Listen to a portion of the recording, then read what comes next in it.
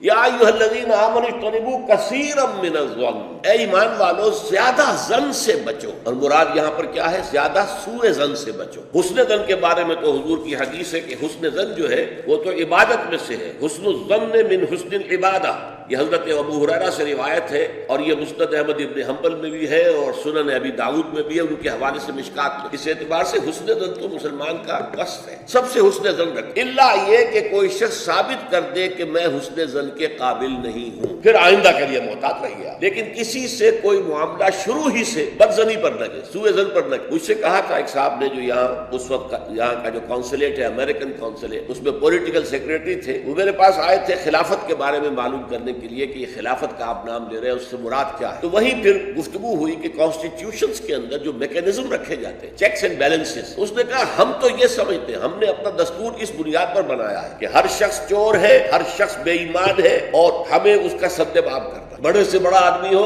بڑا نیک ہو، ایماندار ہو، اس کے بے ایمان ہونے میں دیر نہیں لگتی۔ لہذا ہم نے تو اپنا دستور بنایا ہے کہ ہر جگہ پر چیکس ہوں، بیلنسز ہوں، اور کہیں بھی اختیار جو ہے اتنا نہ ہو جائے کہ کوئی شخص اگر بگڑ جائے تو اس کے ہاتھوں جو ہے وہ قوم کی اور ملک کی اور پوری ریاست کی مٹی پلید ہو جائے۔ یہ اسلامی اصول نہیں ہے۔ اسلامی اصول یہ ہے ابتداءً آپ کا معاملہ کسی سے بھی ہو حسن ظن کی بنیاد پر، لیکن یہ کہ اگر اس نے آپ کے حسن ظن کو زخم پہنچائی، ٹھیس پہنچائی، ثابت کر دیا کہ میں حسن ظن کے قابل نہیں ہوں، تو اب آپ سوء ظن معاملہ کر سکتے ہیں۔ الحزم فی سوء الظن، یہ کہاوت ہے۔ احتیاط اسی میں ہے کہ سوء ظن سے کام لیا جائے، اس لیے کہ آدمی بچنا چاہتا ہے، لیکن جیسا کہ میں نے عرض کیا ابتدا کرنا سوء ظن سے یہ اسلام میں پسندیدہ نہیں ہے۔ لیکن یہاں دیکھیے فرمایا اجتنبوا کثیرا من الظن، زیادہ ظن سے بچ، ورنہ اس لیے کہ ظاہر بات ہے کہ ظن سے بالکل چھٹکارا تو ممکن نہیں ہے۔ پچھلی نشست میں ایک صاحب نے سوال کیا تھا کہ شک میں اور ظن میں کیا فرق؟ شک یہی ہے کہ ایک انسان کے بارے میں انسان سوچے کہ کہیں یہ کام نہ کر بیٹھے، میں اعتماد تو کر رہا ہوں، کہیں یہ میرے اس اعتماد کو ٹھیس نہ پہنچائے۔ اور سوء ظن جو ہے وہ یہ ہے کہ انسان جو ہے بغیر کسی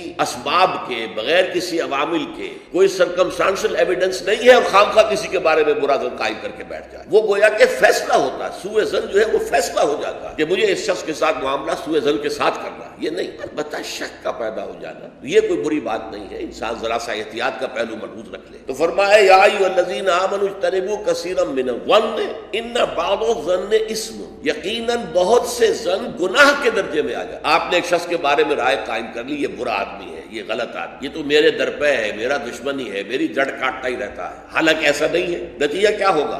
آپ کا طرز عمل اپنے سوء ظن کی بنیاد پر ہو جائے گا۔ ہر وقت جو ہے آپ کے طرز عمل سے ظاہر ہوگا وہ سارا آپ کے اندر جو بھرا ہوا مواد ہے، اور اس سے ہو سکتا ہے دوسرے شخص کی خامخواہ دل شکنی ہو، اس کے احساسات مجروح ہوں، اور تمہارے حصے میں اللہ کی طرف سے، اللہ کی جانب سے اعمال نامے میں گناہ کا اندراج ہو جائے۔ ایک شخص کے خلاف خامخواہ اس نے سوء ظن کیا جبکہ اس کے لیے کوئی آثار نہیں تھے، اس کے لیے کوئی بنیاد نہیں۔ ان بعض الظن اثم، بعض ظن جو ہے وہ تو گناہ کے درجے کو پہنچ جاتے۔